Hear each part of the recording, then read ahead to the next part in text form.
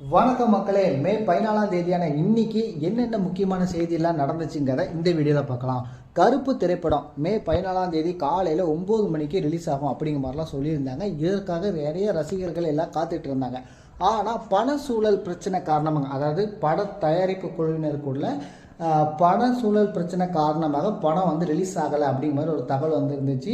படம் இன்றைக்கி ஈவினிங் கூட ரிலீஸ் ஆகும்னு சொன்னாங்க. ஆனால் இப்போ வரைக்குமே இன்னும் ரிலீஸ் ஆகலை. நாளைக்கு காலையில் 9 மணிக்கு படம் ரிலீஸ் ஆகும் அப்படிங்கிற மாதிரி ஒரு தகவல் இப்போ வந்திருக்கு. இதுதான் இன்றைக்கி ஒரு ஹைலைட்டாக இதை பார்க்கப்பட்டுச்சு. இதுக்கு சம்மந்தமாக அந்த படத்தோட டைரக்டரான ஆர்ஜே பாலாஜி அவர்களும் மன்னிப்பு கேட்டுக்கிறேன், எத்தனையோ மக்கள் எங்கெங்கிருந்தோ படம் பார்க்குறக்கா வந்திருப்பீங்க, அதுக்கு நான் மன்னிப்பு கேட்டுக்கிறேன்னு சொல்லி அவர் மன்னிப்பு கேட்டிருந்தார். செகண்டு பார்த்தீங்கன்னா சிஎம் விஜய் அவர்கள் அகை விலைப்படி, அதாவது ஆசிரியர்கள், அரசு ஊழியர்கள், அதுக்கப்புறம் ஓய்வூதியம் வாங்குவாங்கல்ல, ஸோ இவங்க எல்லாத்துக்குமே 58% இருந்த அகை விலைப்படியை 60%, அதாவது 2% உயர்த்தியிருக்காரு. அடுத்து இன்றைக்கி முக்கியமாக பார்த்தீங்கன்னா திமுகவோட மாவட்ட செயலாளர்கள் கூட்டம் இன்றைக்கி நடைபெற்றுச்சு. இதில் பார்த்தீங்கன்னா எதனால் இந்த தேர்தலில் நம்ம தோற்றுருந்தோம், அதுக்கான காரணம் என்னவாக இருக்கும் அப்படிங்கிற மாதிரி ரொம்ப டீப்பான ஒரு மீட்டிங்காக தான் இன்றைக்கி பார்க்கப்பட்டுச்சு.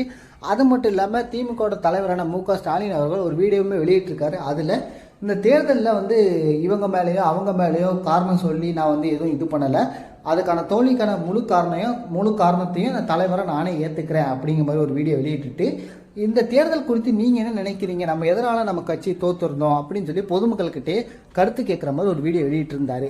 அடுத்து பார்த்தீங்கன்னா சிஎம் விஜய் அவர்கள் மாணவர்களுக்கான 1000 ரூபா ஓகே சொல்லி இன்றைக்கி எல்லாரோட மாணவர்களோட அக்கௌண்ட்டுக்கும் 1000 ரூபா வந்திருக்கும்.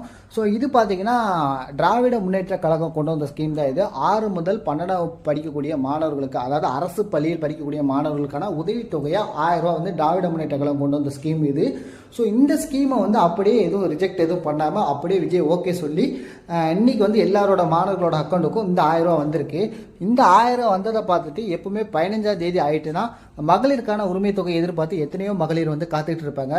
ஸோ அவங்க நிறைய பேர் கமெண்ட்லாம் கேட்டுட்டு தான் இருந்தாங்க, அதாவது என்னங்க அப்போ எங்களுக்கும் அதே மாதிரி அமௌண்ட் வந்துருமான்னு. ஆனால் அது குறித்து சிஎம் விஜய் அவர்கள் என்ன சொல்லியிருக்காங்கன்னா, அதில் மறுபரிசீலனை பண்ண வேண்டியிருக்கு, அதனால் எனக்கு கொஞ்சம் டைம் கொடுங்க, மே மாதத்திற்கான மகளிர் உரிமை தொகை விரைவில் வரும் அப்படிங்கிற மாதிரி சொல்லியிருக்காரு. அடுத்து இன்னைக்கு முக்கியமான செய்தி என்ன பார்க்கப்பட்டுச்சுன்னா, பருத்திக்கான இறக்குமதி வரியை ரத்து செய்யுங்க அப்படின்னு சொல்லி சிஎம் விஜய் அவர்கள் மத்திய அரசுக்கு கடிதம் எழுதியிருக்காரு. ஸோ இதெல்லாம் தான் இன்னைக்கு முக்கியமான செய்தியாக பார்க்கப்பட்டுச்சு. ஏதாவது செய்தி மிஸ் பண்ணியிருந்தா கமெண்ட்ல சொல்லுங்க, அதை பார்த்து நானும் தெரிஞ்சுக்கிறேன். இதே மாதிரி நாளைக்கு என்ன நியூஸ் நடக்குங்கிறத நாளைக்கு நியூஸ் நடந்ததுக்கு அப்புறம் இதே மாதிரி நைட்டு உங்ககிட்ட ஷேர் பண்ணுறேன். அதுவரை உங்களிடமிருந்து விடைபெறுவது நான் உங்கள் பாளையமேட்ட பங்காளி.